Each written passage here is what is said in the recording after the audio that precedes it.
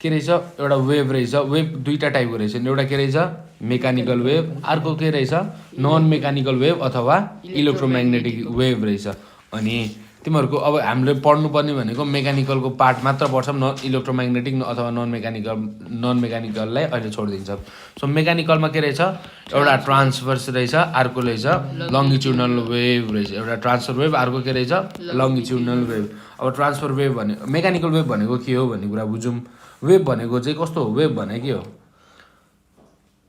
वेभलाई कसरी डिफाइन गर्छौँ लाइक कुनै पनि चिज चाहिँ फ्लो गरिरहेछ भने त्यसलाई वेभ भन्ने वेभ एन्ड पार्टिकल लाइक यसरी गइरहेछ भन्नु मात्र वेभ होइन फेरि लाइक कुनै चिज चाहिँ बगिरहेछ प्रोपागेसन भइरहेछ भने त्यसलाई वेभ भनेर भनौँ ल सो मेकानिकल वेभ र नन मेकानिकल वेभ के हो फर्स्टमा बुझौँ है सो मेकानिकल र नन मेकानिकल वेभ के हो बुझौँ ल मेकानिकल वेभ भनेको the wave which requires material medium for the propagation is called mechanical wave के रहेछ मेकानिकल वेभ भनेको the wave which requires material medium for the propagation that means यसलाई चाहिँ मिडियम चाहिन्छ ट्राभल गर्नलाई मानौँ यो मेकानिकल वेभलाई चाहिँ के चाहिन्छ त भन्दाखेरि मिडियम चाहिन्छ लाइक अहिले म बोलिरहेको छु त्यहाँनिर इयर छ हामी अर्थमा बसिरहेको छौँ त्यहाँनिर हावा छ अब पानीभित्र बस्यो भने पानी छ मिडियम यसलाई ट्राभल गर्नलाई प्रोपागेसन भनेको चाहिँ के हो त भन्दाखेरि ट्राभल गर्ने हो है the wave which requires material medium for the propagation is called mechanical wave के चाहिँदो रहेछ यसलाई चाहिँ मटेरियल मिडियम चाहिँदो रहेछ केही न केही मिडियम चाहिँदो रहेछ अब जस्तै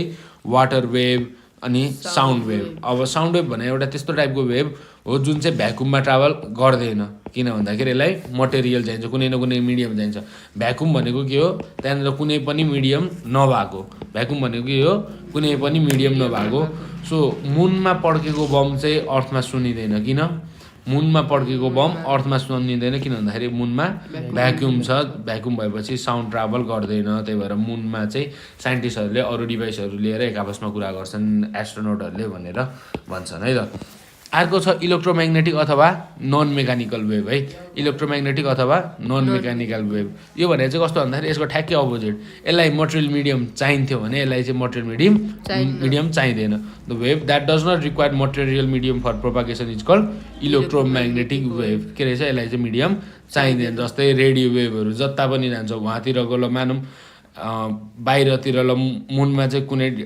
स्याटेलाइट चाहिँ गयो भने त्यसले चाहिँ कुन रेडियो वेभहरूको फर्मेटमा चाहिँ के गर्छ पठाउँछ तिनीहरूले वेभको फर्मेटमा यो इलेक्ट्रोम्याग्नेटिक अथवा नन मेकानिकल वेभको फर्मेटमा चाहिँ के पठाउँछ डाटा पठाउँदो रहेछ त्यसलाई चाहिँ मटेरियल मिडियम चाहिँदैन जहाँ पनि ट्राभल हुन्छ बट यसलाई चाहिँ मिडियम चाहिन्छ कुनै न कुनै मिडियम चाहिँ यसमा प्रेजेन्ट हुनुपर्छ ठिक छ मेकानिकल र नन मेकानिकल बुझ्यौँ अब इलेक्ट्रोम्याग्नेटिक हामीलाई अहिले चाहिने यति नै हो अब जान्छौँ हामी मेकानिकल वेभको डिटेलमा मेकानिकल वेभको दुईवटा बच्चाको नाम के अरे एउटाको नाम ट्रान्सभर्स अर्कोको नाम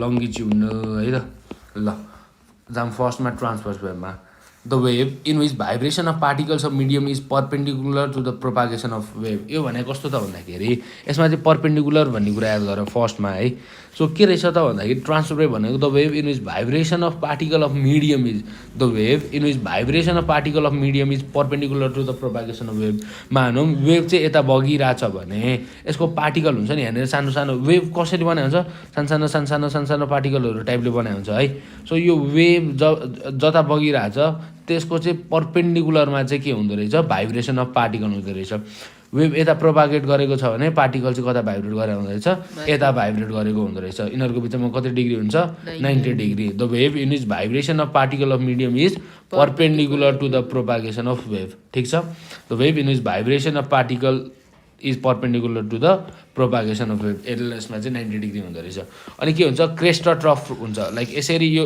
एउटा मैले बनाएँ भने यो अहिले बनाएको यो धेरै कोरिरहेको इक्विलिब्रियम पोजिसन हो भने इक्विलिब्रियम पोजिसनबाट माथि उठेको भागलाई हामीले क्रेस्ट भन्छौँ र तल गएको भागलाई हामीले के भन्छौँ ट्रफ भन्छौँ र एउटा क्रेस्ट यो पनि क्रेस्ट हो कि नै हो यो पनि क्रेस्ट हो कि नै हो यो पनि क्रेस्ट हो र यो पनि ट्रफ हो यो पनि ट्रफ हो यो पनि ट्रफ हो एउटा क्रेस्ट र अर्को क्रेस्टको बिचको डिस्टेन्सलाई हामीले वेभलेन्थ भन्छौँ अनि एउटा ट्रफदेखि अर्को ट्रफसम्मको डिस्टेन्सलाई पनि हामीले के भन्छौँ वेभलेन्थ भनेर भन्छौँ ठिक छ यो भयो हाम्रो इक्विलिब्रियम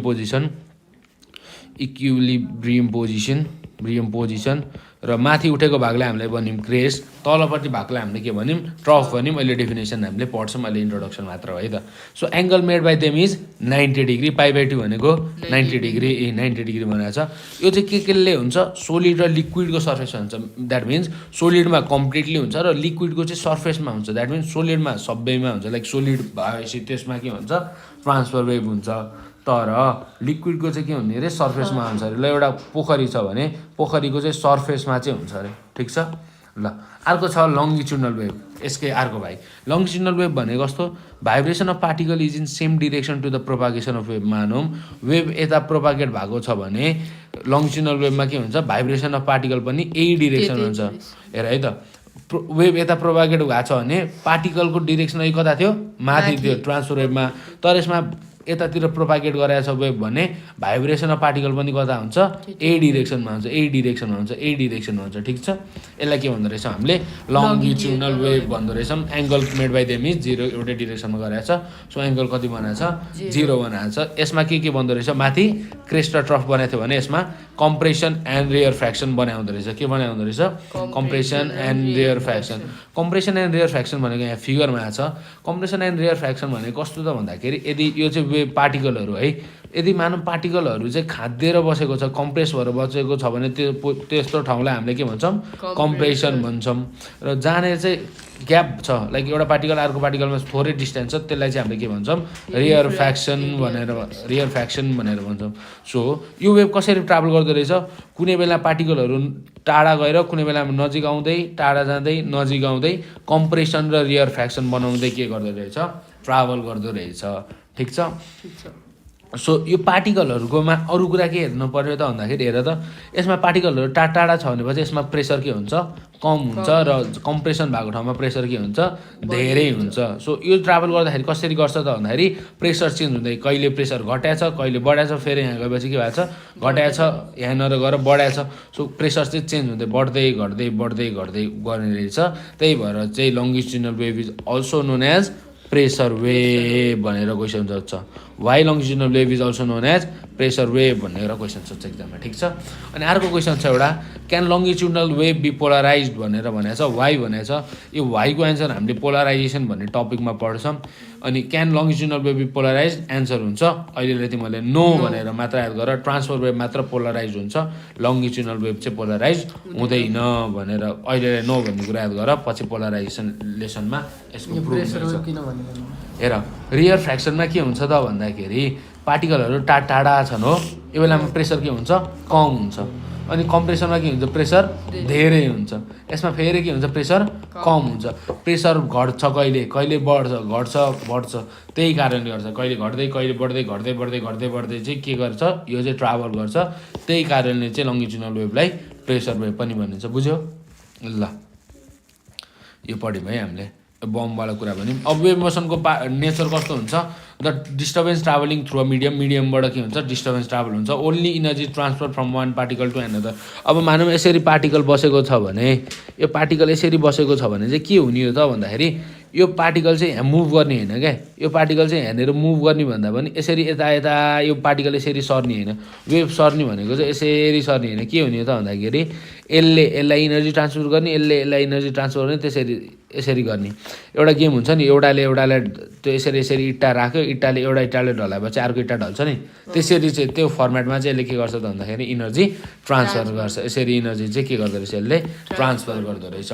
द मिडियम सुड, यहाँनिर वेभ मोसन कस्तोमा हुन्छ त भन्दाखेरि, मिडियम चाहिँ के हुनुपर्छ, त्यसले चाहिँ प्रपर्टी अफ इलास्टिसिटी र इनर्सिया चाहिँ पोसेस गरेको हुनुपर्छ। यो दुईवटा प्रपर्टी चाहिँ हुनुपर्छ, एउटा भनेको इलास्टिसिटी प्रपर्टी, अर्को भनेको इनर्सिया प्रपर्टी चाहिँ हुनैपर्छ है त। यो चाहिँ के हुनुपर्छ, हुनैपर्छ। अब यसको डिटेल इलास्टिसिटी र इनर्सियाको डिटेल्स हामीले पछि प्रुभ नै गर्नुपर्छ, अहिले छोडौँ।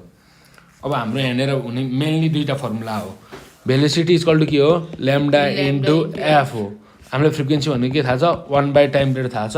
So v equal to lambda into फ्रिक्वेन्सीको ठाउँमा 1/t राखेपछि v equal to lambda into 1 भनेको ल्याम्डा भइहाल्यो, डिभाइड बाई टी लेख्न पाएँ मैले। So v equal to lambda into एफमा, जसमा भी भनेको भेलोसिटी, ल्याम्डा भनेको वेभलेन्थ र एफ भनेको फ्रिक्वेन्सी, र v equal to lambda by के भयो, बाई टी भयो। सो फ्रिक्वेन्सी भनेको के भयो, 1/t भयो। ल the radio Kantipur broadcast at 100 megahertz what will be the wavelength भनेको छ so v is equal to lambda एफबाट चाहिँ हामीले ल्याम्डा निकाल्नु पऱ्यो ल्याम्डा इज इक्वल टु के भयो बी बाई एफ भयो बी कति हुन्छ 3×10⁸ हुन्छ हामीलाई थाहा छ त स्पिडको 3×10⁸ मिटर पर सेकेन्ड हुन्छ र फ्रिक्वेन्सी कति दिएको छ 100 मेगाहर्ज मेगा भनेको ×10⁶ गर्ने समथिङ यसलाई सल्भ गर्ने मिटरमा एन्सर आउँछ है त मिटरमा के गर्छ एन्सर आउँछ ल why are longitudinal wave called pressure wave in longitudinal wave the wave travels in form of compression and rarefaction in